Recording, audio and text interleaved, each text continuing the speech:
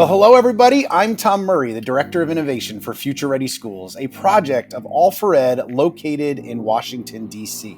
Future Ready Schools is a collaboration between All for Ed and a vast coalition of over 60 national and regional partner organizations. The goal of Future Ready Schools is to maximize learning opportunities for all students and to help school districts move quickly towards student-centered learning. The effort provides educators with resources and support to ensure that local strategic and technology plans align with instructional best practices, are implemented by highly trained teachers, and maximize personal and authentic learning experiences for all students, particularly those from historically underserved communities. As always, the hashtag for today's webinar is Future Ready. Thank you for making an investment in your time and for joining us today. I'm going to be your host on this webinar entitled All Teachers, All Classrooms, All Hands on Deck. And joining us for today's event, I couldn't be more excited to have incredible educators. We'll start with Keisha Morgan. She's the Chief of Student Support and Services in the Springfield Empowerment Zone in Massachusetts. We have Dan McDowell, the Director of Learning and Innovation in the Grossmont Union High School District in California. We have Tiffany Brown, his counterpart, the Director of Instructional Technology in Grossmont Union High School District as well. And we also have Kim Hart Kindleberger, a special ed teacher and consultant in the Hartford, public schools in Connecticut. So let's start there with some quick introductions. Let's go, Keisha, over to you. Hello, everyone. It's great to be here with you. Again, I'm Keisha Morgan. I am the Chief of Student Support and Services with the Springfield Empowerment Zone. We are in Springfield, Massachusetts. My role consists of overseeing special education, student supports. That includes our counseling, our psychologists. We have executive officers of special education. And we are just doing some really creative, awesome things in the empowerment zone. Family supports and services is a big piece of the work that we're doing, connecting with our families, and I oversee that component as well. Awesome. Really thanks for sharing. Absolutely. So Dan, over to you. Okay, thanks for having me. Dan McDowell, Director of Learning and Innovation in the Grossmont Union High School District out in Southern California, outside San Diego. In my role, I help oversee our instructional program and priorities, work with all the departments. So I work with special education and our college and career readiness, and work with teachers as in subject areas, schools, administrators. Our teachers on special assignments come together and deliver a lot of homegrown professional learning. We're really big on trying to learn from each other. And get to work with great people like Tiffany. Awesome. So over to you, Tiffany. Yeah, it's my pleasure to be here as well. I do have the benefit of following Dan McDowell in my role.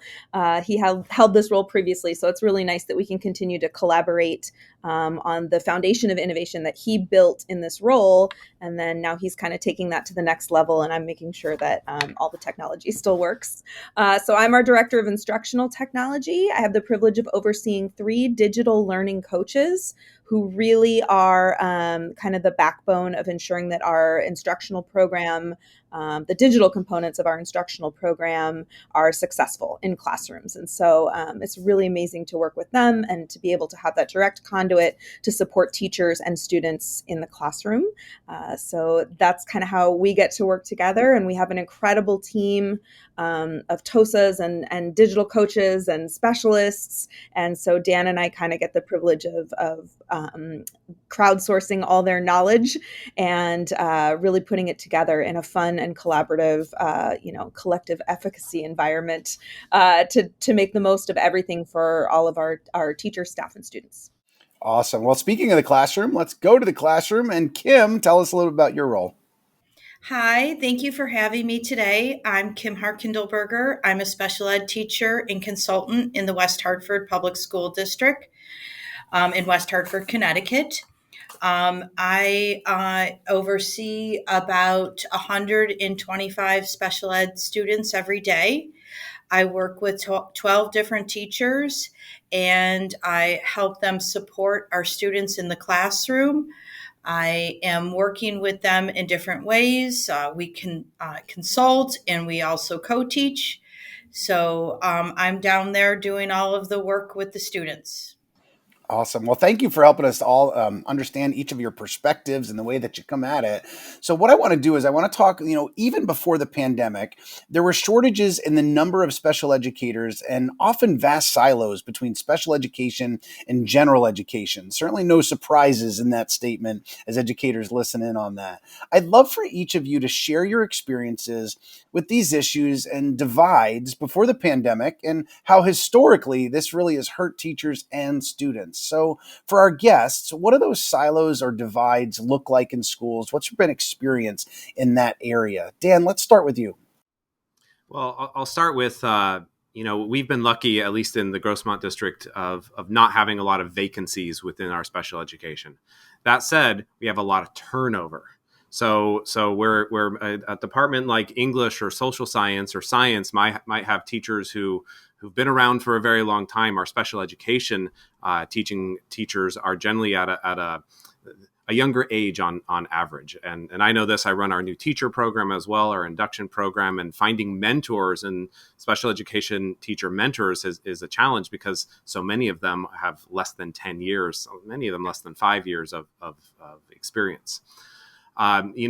We've had supported classrooms and a co-teaching effort underway for a lot of years.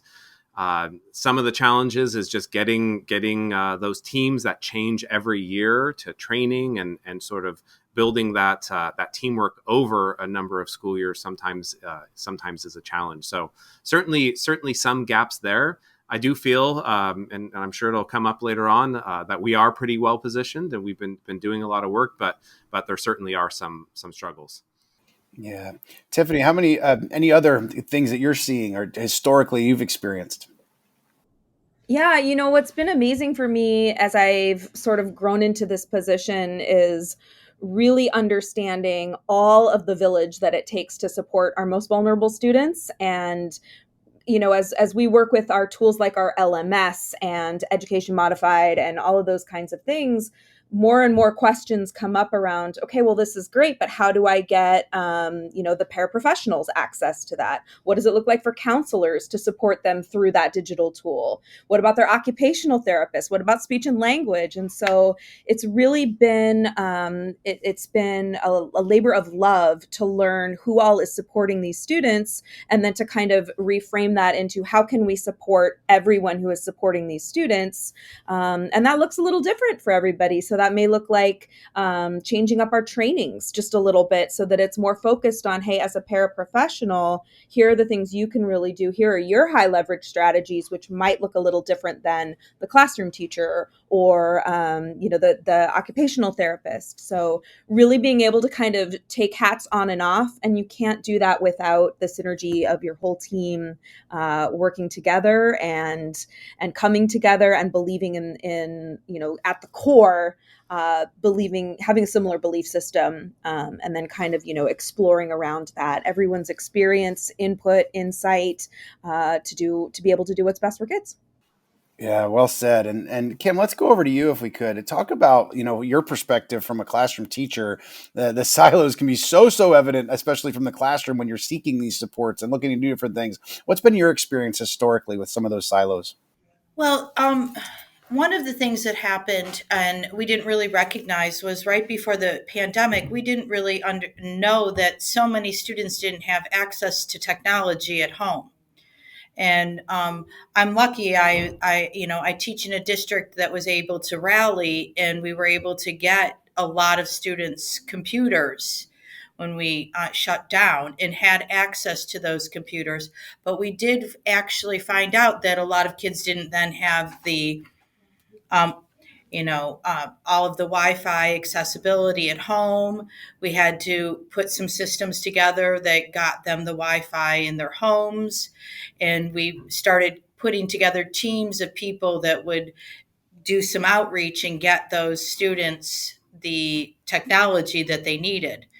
And then on top of that, some of the teachers were having difficulty reaching out to the students that needed support because students that require a great deal of support in the classroom didn't have that in their home. So how did we make their education accessible while they were at home? And, how do we help parents support their students while they were at home? And we now have a much a larger group of people that are looking into how to fix some of those concerns. So we learned a lot during the pandemic, and luckily we have here in my district access to groups of people that can get together and learn new tools. We can train our parents to reach out to families and do things like that. So it was really a grassroots effort, to get that together. So now we have those systems in place.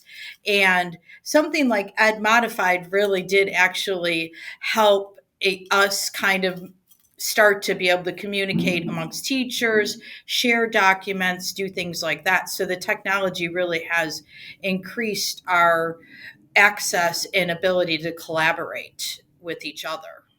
Yeah, Kim, I appreciate your first connection, especially around equity and the notion, when the pandemic hit, we at Future Ready Schools and All for Ed did the first state by state breakdown and showed about 16.9 million children, disproportionately our Black and brown kids, did not have the needed access at home. And so, Connecticut, actually your state, was the one state that ensured every child, through some coordination with the State Department and whatnot, had a device throughout the pandemic. And so thank you for bringing that up, the importance of the equity piece there as well. Keisha, talk from your lens, if you would, some of the historical issues that you've seen, some of the silos. Yeah, so the shortage of special educators is nothing new, right? To all of your points, I've been in special education for about 20 years now, which I can't even believe. It's scary to even say that. But yeah, so when I started right out of college in Atlanta, I've been in 3 different states doing this work. So in Atlanta, I received a stipend for being a special educator because it was a shortage area.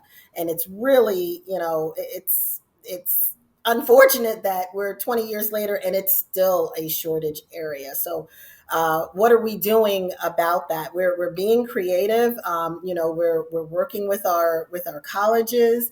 We're working with our students, our para educators, supporting them in their pipeline to become special educators. But it is definitely something that is a huge concern all across the country.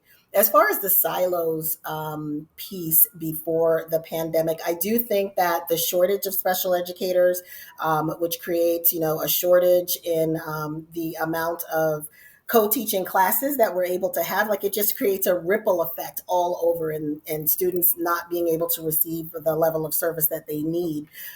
It's something that I think was exacerbated throughout the pandemic. And we were able, I love Kim's point, to some of the things that we were able to see that we were missing. And it was certainly a matter of equity, knowing that our students, many of our students, specifically our students of color with disabilities, did not have access to technology, did not have access to Wi-Fi at home, and really being creative. And even our teachers, like the teachers that was, and our para educators, and there was a lot that we learned, and we were able to, I think, really become stronger from that. So yes, now the use of technology, using education modified, and being able to ensure that everyone has access to our students' IEPs, their goals, and it really is creating, in my view,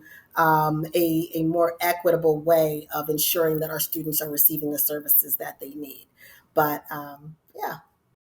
Yeah, well said. Keisha, as you're talking, especially in that first part there, I'm thinking about my time as a principal, my time at the elementary level, secondary principal, and just how hard that every single special education teacher that I've ever worked with, how incredible their hearts are, how incredibly hard they work. And so, let's face it, part of the shortage is it's also a ridiculously challenging position and task that they have. And so we just want to give a shout out to every person working in special education and to thank you on behalf of Future Ready Schools schools for working with some students that need it most. It's incredibly rewarding, but we also recognize how challenging they are and just the real challenges that they face.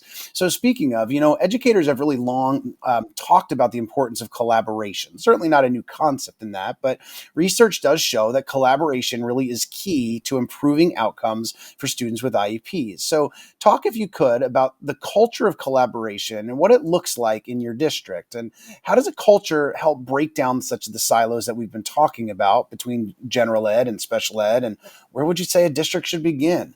And as you're thinking about all these pieces, for district leaders who want to create such a culture of innovations, where do they even start? And so talk to us, Tiffany. I'm going to have you go first, if I could, around this culture of innovation and where they can start, how we get started, and so that collaboration can really occur. Yeah, start small. I mean, it starts with pockets of, teachers with like-mindedness or job alikes. So if you're really starting from scratch, you can start small. Building connections between professionals is incredibly important. Please don't ever underestimate, the power of. I'll just echo Hattie. I mean, the ability for folks to come together and collectively work around student work and what's happening in the classrooms and understanding and sort of aligning, test questions and talking about their process together. The way that a team vibes together is really, really critical. So as you're building those teams, be thinking about, the right fit, which I, in my own personal belief, I often believe is more important than a technical knowledge or a background or a skill, is finding the right fit on your team. So start small. We have here at Grossmont sort of the gift of Dan's laid the foundation for us about 10 years ago when he built our Future Forward program, which was like our one-to-one, our first toe dip into one-to-one. And everything has sort of evolved from there. And what I love to see is that we have sort of these clusters around our district of small PLCs, school-wide PLCs, job-alike PLCs, visual performing arts PLCs. Some are huge, some are tiny. And they're all having that ripple effect. So wherever you can find it, find that joy in teachers coming together, working together around students, and then sort of just spread the good word, and just let them be vocal about what's working for them, how their process is working. And then I'll let Dan speak a little bit more to kind of defining a process or suggesting a process for groups that work together. He's been doing some amazing work with PLCs here in our district. Awesome. And we're going to come back to specifically your district in just a few moments. And so, Kim, first, I'd love to get your perspective on this as a classroom teacher who you're collaborating with how many folks in a given day. So talk to us about that culture of collaboration from your level, from that classroom level, and what that can look like. What advice do you have for especially school and district leaders watching? So it's very important for when they're planning and scheduling that they think about a time available to collaborate. So teachers need to have some common planning time. That's essential. So you have to be able to give people that space where they can work together and talk about students and do the things that they need to do. Because planning and knowing what everybody is doing is going to really support the process. So, for example, I meet with all of the teachers that I work with once a week. I talk about what they're going to be teaching that week. I make sure that they have accommodations and modifications for all of the students. If they're going to be giving assessments, I make sure that the assessments are modified and individualized. I set up appropriate places for the students to take their tests, do their work. We collaborate with each other using Ed Modified. We use their team board and we're strategizing and talking about what happens and keeping that constant communication rolling. So it's having that space and that recognition by the leadership that you need to do that in order to be effective in the classroom. Yeah, I love those words of wisdom. Thank you for sharing that, and talk about the number of meeting and the number of people you're collaborating with, at that level, working with so many other teachers. But that collaboration really is key. Keisha, talk to us, if you would, more at that systems level, at your director's level, and how we can create that culture of innovation, culture of collaboration, I should say. Yeah, the culture of collaboration it's so important to everyone's point. I think the common planning time is key when we're thinking about special educators and gen ed teachers, right, or education teachers. So that is really critical. It's not only critical in ensuring that our students, that the IEPs are being, implemented with fidelity, right, and planned for, but it's really critical in even the roles of the special ed teacher and the gen ed teacher, right, and then just the way that they're able to connect and flow throughout a lesson. So there's nothing really more important than ensuring that they have that time and space to intentionally plan for the success of all students, and specifically for students with disabilities. Also, the PLC time. So in our district, the empowerment zone, we're really intentional about having PLC time. And in many of our schools, it's daily. If not daily, it's certainly weekly. And the PLC time will include the gen ed teachers and the special education teachers. I know many times, and this is in lots of districts and in schools, special ed teachers are kind of in silos, right? And they are not really a part of what's happening with the gen ed curriculum and with the planning and those type of things. So it's really important to be intentional that special educators are learning and developing and building that community alongside their gen ed colleagues. So that's really something that we're really focused on in the empowerment zone.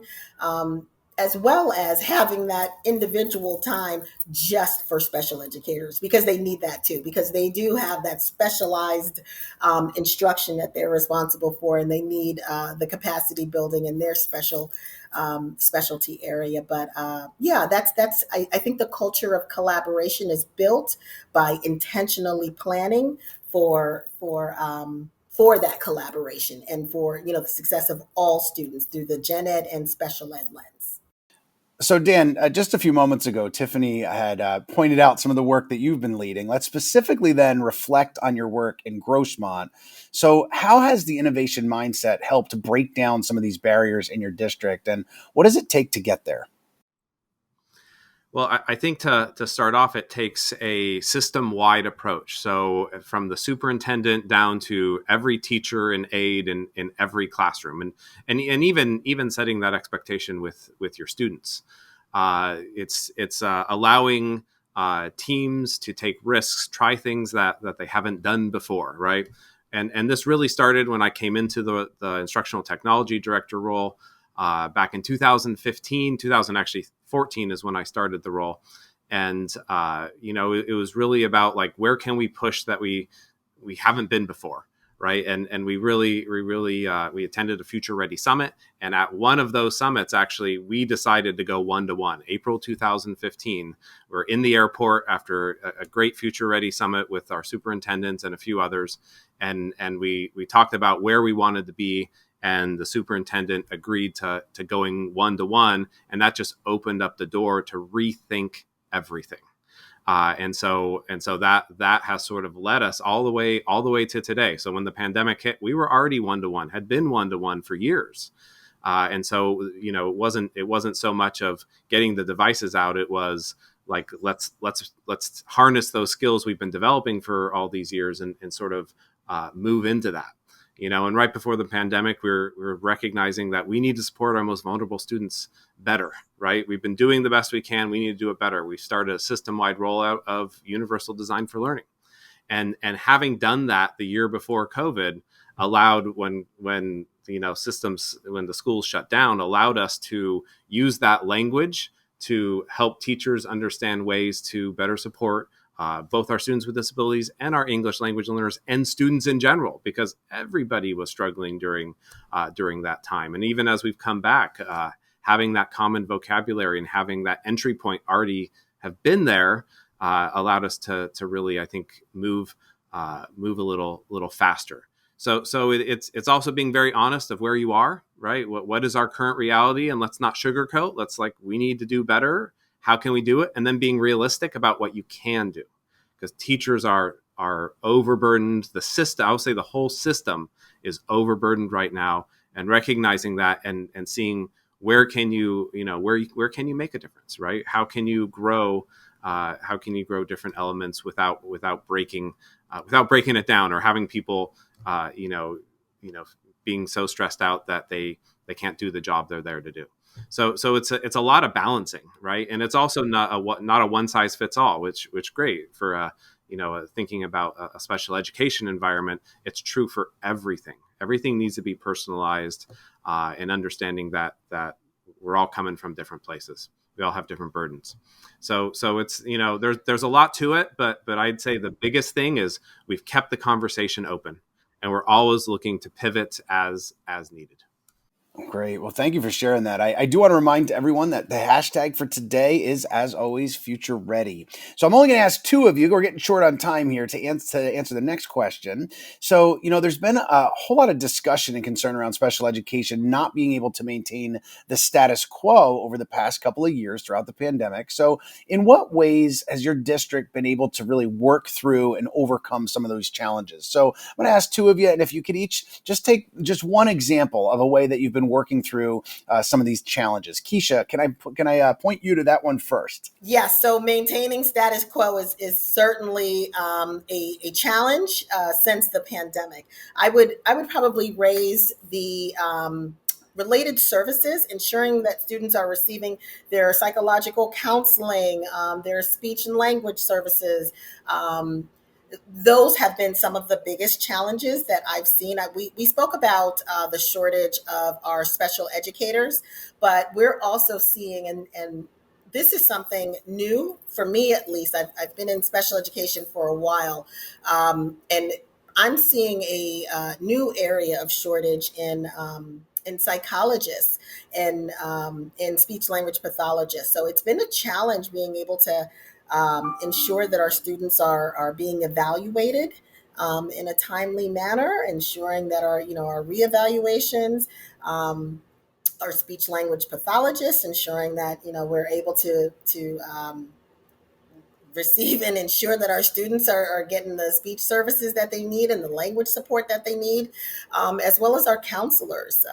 So psychological counseling has been a bit of an issue. So we're having to be creative and really laser focused on ensuring that we're maximizing our related service providers as much as possible. But that's definitely something that we've seen since the pandemic, but we're working through it.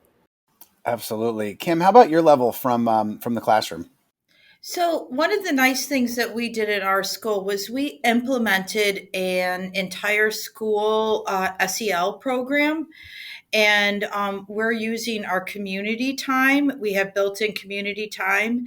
And everybody in the school, principals, social workers, supervisors, anybody is participating, and we all have a small group of students. It's all heterogeneously arranged, and we're all focusing on really being mindful about how our school is. We're checking in on each other. We're trying to address some of the issues, and it's really brought us together a little bit.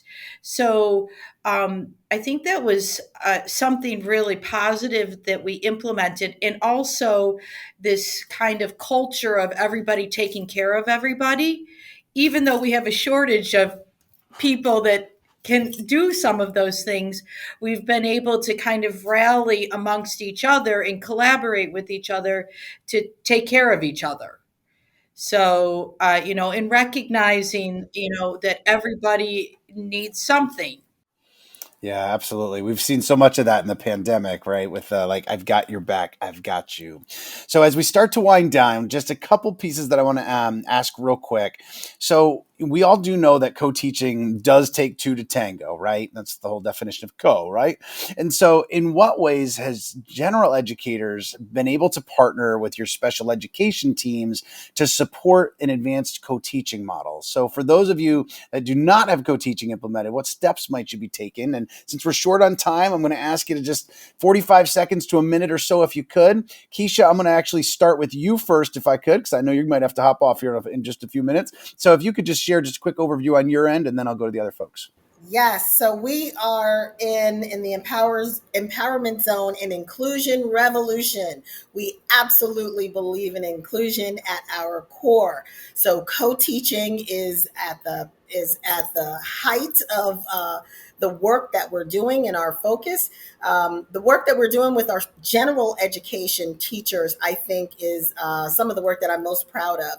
Often, with special education, we kind of only focus on the special educators. So the team approach to the co-teaching training is something that we are implementing. We started that really last year, but we're implementing it in all of our schools across the zone. We're implementing it on a zone level. So we're offering those trainings for the teaching teams as well as all special educators and Gen Ed teachers. So it's exciting work and it's teamwork. So it's great to know that they believe that they're in it together. Absolutely love that. And I'm sure everybody else noticed you perked up and got super excited when you started to answer that question, which shows your passion and love and how your true belief in it, which Absolutely. was awesome. Loved that. Let's go out to California. Dan, let's ask you the same question. And then I'll follow up with Tiffany related to that and working towards that more advanced co-teaching model. So talk to us about that in your district. So in Grossmont, we like I mentioned before, we've had co-teaching going on in a very focused way for the last 5 to 7 years, and one of the challenges we have is our teachers keep we have high turnover within our special education teacher population, and often the general education teacher sort of switches depending upon the master schedule each year. So we have our challenges, but we have a number of professional learning opportunities that are constantly going on. We've had model classrooms in the past that we've sent teachers to go watch like a great team in action, and we're providing resources to teachers and continually trying to grow that to get more students more support. So I don't know that we have the perfect model in place yet, but we are always looking to get the model better. And a big part of that is drawing in that general education teacher to kind of rethink how they run their classroom with a peer in the room, right? And so that's been a lot of the work we've done in the last few years, and we'll define the work we do in the next few. And I was kind of fortunate. Dan handed off to me when I started. His work with UDL was just beginning as he was transitioning into his role, and I came on board, and he had already made some connections with CAST and was able to connect sort of our technology department with Sites, who is building the first ever assistive technology framework nationwide. So our district has been lucky to be a part of that process with Sites and CAST. And it really, for me, helped me to identify the silos and start breaking them down. We were able to use sort of our process at CAST to build an internal SPED tech team that really helped us get a handle on, areas of growth in our co-teaching model and in our entire special education ecosystem that we could really focus in on. And then I was able to sort of put our digital learning coaches into practice in classrooms with some of our special education coordinators and program specialists, and really being able to target those key areas and put all our resources into focusing on those for a period of time. We've really seen some nice gains in not only the immediate impact for students, but on our internal morale as a group that functions and considers all of our most vulnerable learners in all aspects of what we do, including device procurement and our testing protocols that we use. And, are we using like VPAT certified applications? And so it's really been a nice, sites led us to a really nice internal way of looking at those things together and making sure that all the right voices are at the table. Awesome. So, Kim, talk to us about, I know your district has been at this for a long time and continues to evolve. Talk to us about what it looks like in your district. So I've been co-teaching for about 15 years. And the most important part of co-teaching is to be able to have collaboration time and to have people that really want to work together and support the students. We have some co-teaching situations where I can, and I've been in them myself, where I can say the other teacher's words. We work so closely together that there is not even one moment of time when teaching is not happening, teaching and learning is not happening in the classroom. It's really exciting because then you have because I'm at the high school, the benefit of the content area and the special ed, and together everyone is benefiting. And what's really nice is the students don't even know who's who.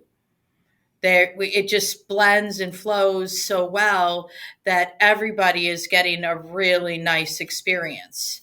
So the kids are, if you're differentiating instruction and you're providing notes for somebody else actually benefits for that also. So you see all of those things that we implement, and then you have it instead of just a couple of kids having the benefit, you really have the benefit of 30 kids. Everybody is getting what they need. And we've started to kind of move and look at different ways of supporting everybody. And in social studies in our school, I'm collaborating and consulting with all the other teachers now. And if I need to go and co-teach and somebody's teaching claims one day, I'll go in and co-teach with one teacher, and then the next day go and work with somebody else. And because we do have a common planning time and a common time, we can make that work. So we're sort of reaching out and making sure that everybody's getting covered now. Awesome. Well, so unfortunately, our time is drawing to a close, but what an incredible conversation that we've shared with our audience today. So I want to thank each of you.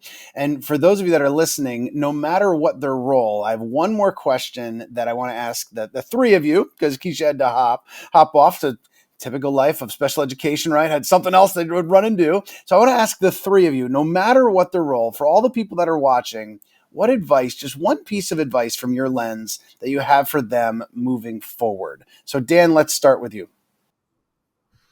I think have an open mind, take a chance and jump, right? And work and, always work together and keep the conversation open and be realistic about what you can do and realistic about what needs to be done. Right. And then try and bridge that gap as best you can without running people out. Absolutely. How about you, Tiffany? Yeah, it's just, I think, really simple, and it comes from the UDL mindset, but it's just constantly refocusing yourself on removing barriers, whether that's for teachers, for staff, for families, for students. I think anytime we get stuck or we're in a analysis paralysis mode, we come back to the mission of removing barriers, and that really does help us to keep ourselves focused and driving forward. All right. Well, let's bring it to the classroom. Kim, what piece of advice do you have? What Dan and Tiffany said was perfect. And if your administrators and the people in charge can make that happen, the kids absolutely benefit. And that's what we want. We want them to be successful in school and in their lives and, walk away with feeling really like they've done something in school. So it's for the kids. Well, we can't end any better than that. That's for sure. Thank you for those words, Kim. So that is all the time that we do have for today. I do want to thank Keisha, Dan, Tiffany, and Kim for sharing their great insights with you all today. What an incredible conversation. We also want to give a huge shout out to our partners at Education Modified for their support and for supporting today's webinar. I do want to remind our viewers that information about Future Ready Schools can be found at futureready.org. We continue to challenge school district superintendents to join the over 3,500 others that have signed on to the Future Ready Pledge. We also encourage our school and district leaders to join us at one of this fall's remaining in-person Future Ready Institutes, which can be found at futureready.org/institutes. I also want to encourage our viewers to get involved with our growing strands, from district leaders to technology leaders, principals, librarians, and instructional coaches. We have vastly expanded the reach of Future Ready Schools in recent years. Check out our private Facebook groups, ongoing activities to stay connected with those working alongside you all throughout the nation as well. I also do want to thank our team today, as well as thank all of you, our viewers, for joining us for this Future Ready webinar. Don't forget to connect with us here at Future Ready on Twitter at Future Ready and on Facebook at facebook.com/Future Ready Schools. If you missed any of today's conversation, it will be archived at futureready.org/webinars. Thank you again for joining us here at Future Ready Schools. Have a fabulous day, and we'll see you next time.